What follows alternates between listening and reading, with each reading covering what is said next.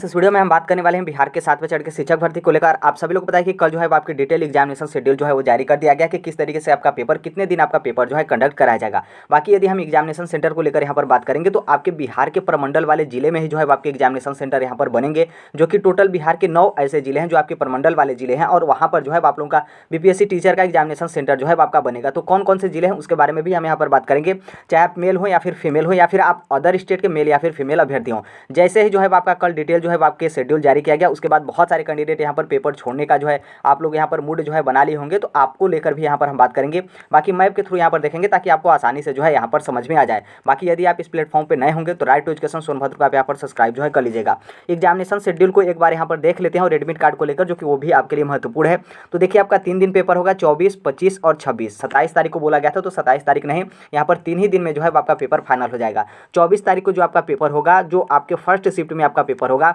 तो उस दिन फर्स्ट शिफ्ट में आपका जीएस का पेपर होगा सभी मेल अभ्यर्थियों के लिए, और वहीं जो आपके सेकंड शिफ्ट में पेपर होगा तो भी आपका जीएस का पेपर होगा प्राइमरी के लिए, और जितने भी फीमेल हैं सभी फीमेल का। फिर 25 तारीख को जो आपका पेपर होगा, फर्स्ट शिफ्ट में आपका पेपर होगा, लैंग्वेज का पेपर होगा जो क्वालिफाइंग पेपर है, और जितने भी मेल अभ्यर्थी हो चाहे प्राइमरी के लिए या फिर माध्यमिक या फिर उच्च माध्यमिक के लिए, सभी का यहाँ पर लैंग्वेज का पेपर होगा। उसी तरीके से जो आपका सेकंड शिफ्ट में पेपर होगा, तो सभी महिलाएं चाहे आप प्राइमरी के लिए आवेदन की हों या फिर माध्यमिक या फिर उच्च माध्यमिक के लिए, आप लोगों का यहाँ पर लैंग्वेज वाला क्वालिफाइंग पेपर होगा। और 26 तारीख को जो आपका पेपर होगा, तो वो आपका कक्षा 9वीं से 10वीं तक के लिए जो आपकी शिक्षक भर्ती है उसका आपका जीएस का और जो आपके सब्जेक्ट वाला है उसका यहाँ पर पेपर होगा, चाहे मेल हो या फिर जो है फीमेल हो, दोनों लोगों का। और यहाँ पर जो आपके उच्च माध्यमिक की 11-12 की जो शिक्षक भर्ती है उसमें आपका जीएस का और जो सब्जेक्ट वाला पेपर है उसका यहाँ पर पेपर होगा, चाहे आप मेल हो या फिर फीमेल हो। तो इस तरीके से आपका शेड्यूल जो है आपका डिसाइड किया गया है। यहाँ पर एडमिट कार्ड को लेकर वो भी आपके लिए महत्वपूर्ण है।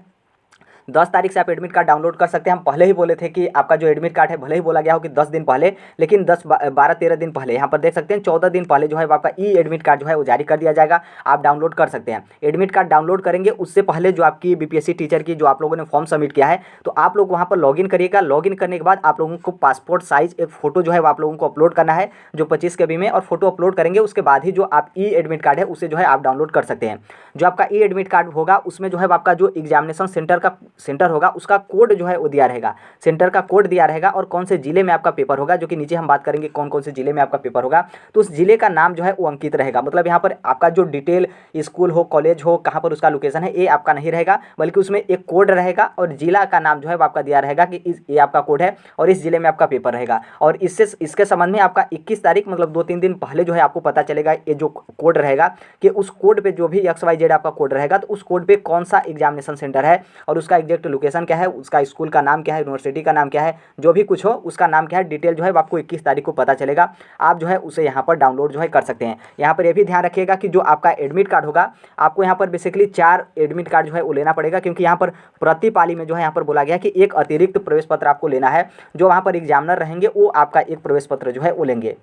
तो 2 शिफ्ट में आप पेपर होगा तो 4 आपको यहाँ पर प्रवेश पत्र जो है वो लेना होगा। तो इसे जो है आप समझ गए होंगे। अब आते हैं हम आपके एग्जामिनेशन सेंटर को लेकर, फिर उसके बाद हम यहाँ पर लोकेशन को लेकर यहाँ पर बात करेंगे कि कौन कौन से जो है आपके प्रमंडल वाले जिले हैं। देखिए यहाँ पर बताया गया कि जो आपकी 1,70,461 शिक्षक भर्ती है वो अभ्यर्थियों का आपके पास के जिले में ही जो है आपका यहाँ पर एग्जामिनेशन सेंटर बनेगा। बीपीएससी ने तय किया है, मतलब जो आपका बिहार लोक सेवा आयोग पेपर कंडक्ट कराएगा, तो बीपीएससी ने तय किया है कि परीक्षा केंद्र जो है प्रमंडल के जिले में ही जो है आपका दिया जाएगा। मतलब जो आपके एग्जामिनेशन सेंटर बने हैं वो आपके प्रमंडल के जिले में ही जो है आपके एग्जामिनेशन सेंटर यहाँ पर बनेंगे। अब थोड़ा सा आते हैं आगे को लेकर, तो यहाँ पर आप देख सकते हैं टोटल आवेदन को लेकर, तो 3,13,588 ऐसे अभ्यर्थी हैं जो अदर स्टेट से हैं, मतलब बिहार के मूल निवासी नहीं है। कक्षा 1 से 5 तक के लिए आप आवेदन देख सकते हैं। अच्छा खासा आवेदन आया है, 7,52,514, जो कि प्राइमरी में ही सबसे ज़्यादा कंपटीशन है, सबसे ज़्यादा आवेदन आए हैं, ये आप सभी लोगों को पता है। अब आते हैं यहाँ पर जो आपके यहाँ पर जो बोला गया कि प्रमंडल में जो है आपके एग्जामिनेशन सेंटर बनेंगे, तो कौन कौन से प्रमंडल है इसको लेकर। और ऑलरेडी आप जो बिहार का जीके है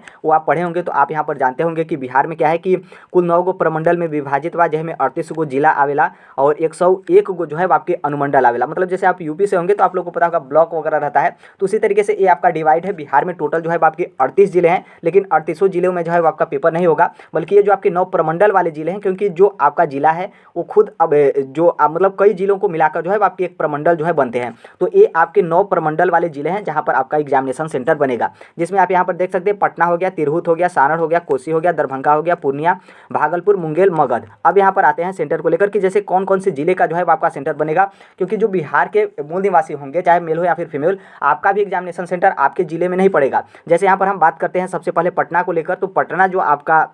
पटना खुद प्रमंडल है और पटना अपने आप में जिला है। तो पटना का जो यहाँ पर सेंटर बनेगा, तो यहाँ पर देख सकते हैं जो आपका रोहतास हो गया, जो आपकी कैमूर भभुआ हो गया, बक्सर हो गया, भोजपुर हो गया और नालंदा, इतने इतने जो आपके जिले हैं, इन सबका सेंटर जो है आपका कहाँ बनेगा, पटना में जो है आपके यहाँ पर एग्जामिनेशन सेंटर जो है बनेंगे। उसी तरीके से हम आते हैं पटना के बाद यहाँ पर क्या है, तिरहुत है। तो तिरहुत का आप यहाँ पर कलर देख सकते हैं, जैसे वेस्ट चंपारण हो गया और ईस्ट चंपारण हो गया, मुजफ्फरपुर हो गया, वैशाली हो गया और सीतामढ़ी। तो ये आपका तिरहुत वाला जो आपका प्रमंडल है वो है, और तिरहुत जो प्रमंडल है उसका मुख्यालय है मुजफ्फरपुर में। तो मुजफ्फरपुर में जो है वो आपके इतने जिले का जो है एग्जामिनेशन सेंटर बनेगा। फिर उसी तरीके से आते हैं सारण में, तो सारण आपका यहाँ पर देख सकते हैं, सारण यहाँ पर जिला दिया है जो कि सारण प्रमंडल भी है। तो यहाँ पर जो आपके गोपालगंज है, सिवान है, इसका सेंटर आपका बनेगा सारण में। फिर उसी तरीके से आप आगे आते हैं कोसी में, तो कोसी यहाँ पर देख सकते हैं, कोसी का यहाँ पर कलर, तो जो आपका सुपौल है, मधेपुरा है और सहरसा है। तो जो आपका कोसी प्रमंडल है उसका मुख्यालय जो है वो आपका सहरसा में है। तो सहरसा में आपके एग्जामिनेशन सेंटर बनेगा।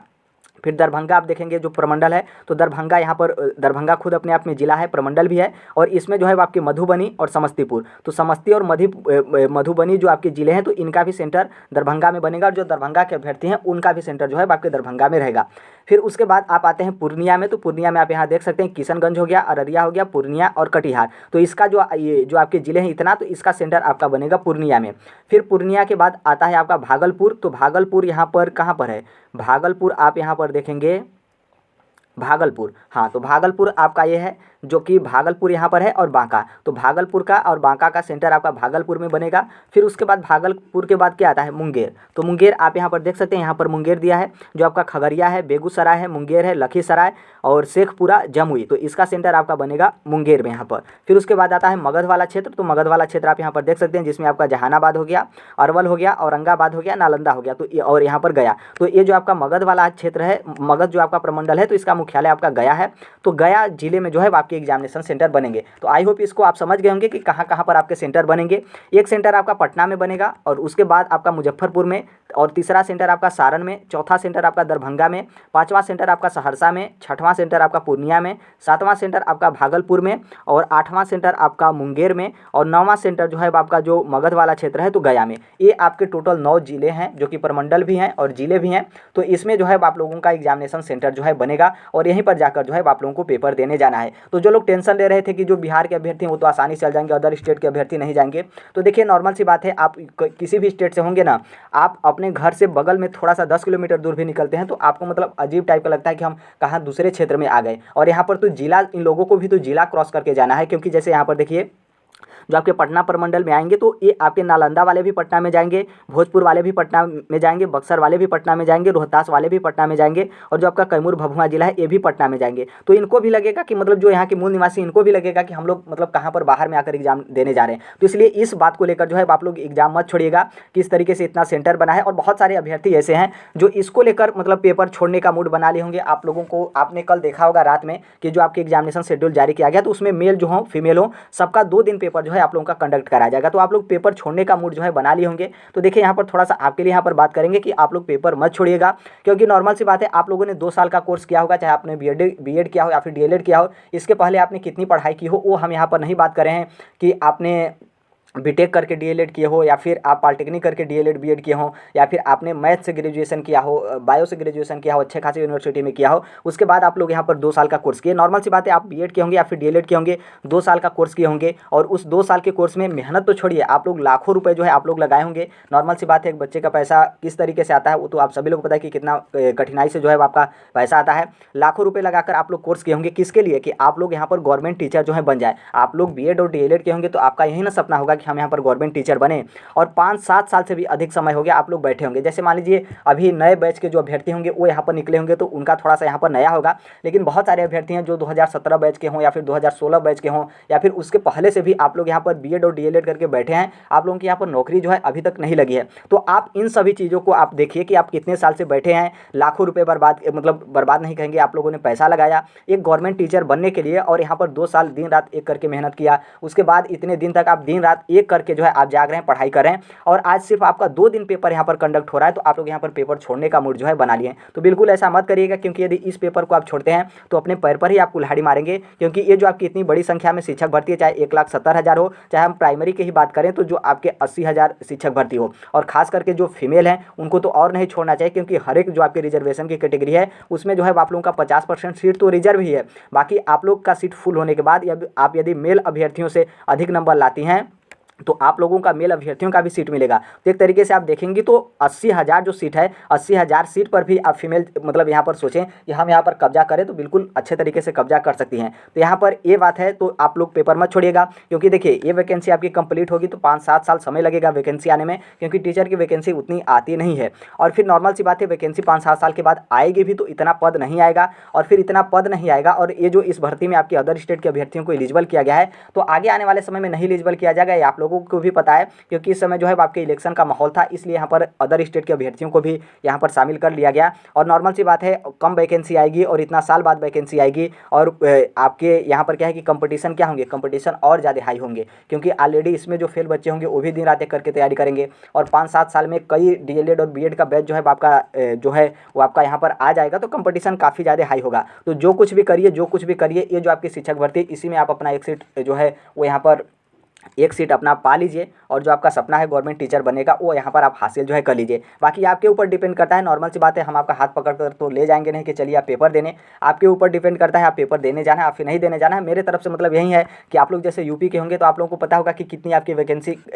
5 साल 6 साल आपका समय हो गया, और आप लोगों ने न्यूज़पेपर में देखा होगा कि 1 लाख 1.5 लाख 2 लाख वैकेंसी है, उसको देखकर जो है आप लोगों को थोड़ा सा खुशी मिलता होगा कितनी वैकेंसी है, अब आएगी वैकेंसी, अब आएगी वैकेंसी, लेकिन 5 साल से अधिक समय हो गया आपकी वैकेंसी जो है वो नहीं आई है और ना ही उम्मीद है कि आपकी वैकेंसी आएगी, क्योंकि वैकेंसी आने से पहले आपका यूपीटीटी का अड़ंगा लगा दिया जाता है। और अभी जो है आपका यूपीटीटी 2021 का मामला कोर्ट केस में है और यूपीटीटी 2021 का मामला जो है आपका कोर्ट केस से फाइनल होगा, फिर उसके बाद यूपीटीटी 2022 कंडक्ट कराया जाएगा और फिर उसके बाद अभी आपका 2023 चला है तो यूपीटीटी 2023 होगा, 2023 और 2022 को कंडक्ट कराने में 2024 आ जाएगा। फिर जो 2024 बैच के डीएलएड और बीएड के अभ्यर्थी होंगे वो यहाँ पर धरना देने लगेंगे कि हम लोगों के लिए यूपीटीटी एग्जाम जो है कराइए, तो यूपीटीटी 2024 होगा। फिर इसी तरीके से आपका चलता रह जाएगा। वैकेंसी आने वाली मतलब उतना आसान नहीं है, वैकेंसी आएगी भी तो कितनी आएगी, 10,000 आएगी, 15,000 आएगी। और यूपी में आप सभी लोग पता है कि 25 लाख 30 लाख अभ्यर्थी जो है यहाँ पर फॉर्म भरेंगे और खुद यूपी के जो टीचर की वैकेंसी है पीसीएस लेवल का मतलब इतना टफ जो है आपके कंपटीशन हो जाते हैं। तो हर एक चीज़ को सोचिए, फिर उसके बाद जो है आप अपने से सोचिए कि हमें पेपर देने जाना है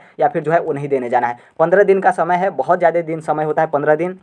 15 दिन भी आप यदि मूड बनाकर दिन रात एक कर देते हैं तो आसानी से जो है आप यहाँ पर क्वालिफाई कर लेंगे और आप लोग यहाँ पर गवर्नमेंट टीचर बन जाएंगे। बाकी यही अपडेट था और बाकी टेलीग्राम से आप जुड़ जाएगा, जो कोई भी अपडेट पीडीएफ नोट्स वगैरह होते हैं हम टेलीग्राम पर शेयर कर देते हैं। कमेंट बॉक्स में जो है टेलीग्राम का लिंक रहेगा। बाकी आप भी यदि टीचिंग एग्जाम की तैयारी करते हो, सीटेट हो गया, यूपीटीटी या फिर यूपी का सुपर टीटी या फिर डीएसएसबी, 7वें चरण का शिक्षक भर्ती बिहार का जो आपका बीपीएससी का चल ही रहा है, बाकी इसके अलावा झारखंड के भी शिक्षक भर्ती का नोटिफिकेशन आए, बाकी इसके अलावा भी बहुत सारे टीचिंग एग्जाम वगैरह होते हैं। मतलब मेरे कहने का मतलब है कि आप शिक्षक जगत से जुड़े या फिर किसी भी कॉम्पिटिटिव एग्जाम की आप तैयारी करते हैं तो इस platform right to education Sonbhadra को आप सब्सक्राइब जो है कर लीजिएगा। जो कोई भी अपडेट होता है, इन्फॉर्मेशन होता है, वो हम यहाँ पर शेयर कर देते हैं। बहुत सारे अभ्यर्थी हैं जो वीडियो देखते हैं लेकिन आप लोग यहाँ पर लाइक हो गया फिर सब्सक्राइब हो गया नहीं करते हैं, तो बिल्कुल कर लीजिएगा। मतलब इतना भेदभाव करने से कोई यहाँ पर मतलब उस तरीके का नहीं है। बस यहाँ पर फ़ायदा एक यही है कि हमारी और आपकी यहाँ पर कनेक्टिविटी जो है बनी रहे और एक तरीके से मतलब कनेक्टिविटी के साथ जो है आपका भी जो सपना है, ड्रीम है कि हम गवर्नमेंट टीचर बने, वो आप बने और मेरा भी जो सपना है वो भी हम यहाँ पर अपना जो ड्रीम है वो यहाँ पर कंप्लीट जो है करें। तो आप चैनल को सब्सक्राइब कर लीजिएगा और आई होप इसको जो है आप समझ गए होंगे कि ये जो आपके 9 जिले वाले हैं प्रमंडल वाले, तो यहीं पर आपके एग्जामिनेशन सेंटर बनेंगे। कोई दिक्कत नहीं है। 10 तारीख से आप एडमिट कार्ड डाउनलोड कर लेंगे, जो कि 14-15 दिन पहले आपका आ जा रहा है एडमिट कार्ड। फिर उसके बाद आसानी से जो है आप लोग टिकट वगैरह बुक वगैरह करा लीजिएगा। हालांकि इतना दिन पहले नहीं मिलेगा, लेकिन ठीक है, किसी भी तरीके से आप मैनेज कर एग्जाम देने जाइएगा। बस इतना करिएगा कि आपको किसी भी तरीके से जाकर जो है आप लोगों को एग्जाम देने जो है वो जाना है। तो यही अपडेट है। बाकी जो कोई भी अपडेट होगा, इन्फॉर्मेशन होगा, हम शेयर कर देंगे। मिलते हैं अगले नेक्स्ट वीडियो में, तब तक के लिए thank you, bye bye, take care, all the best. Thank you for listening, God bless you all, thank you.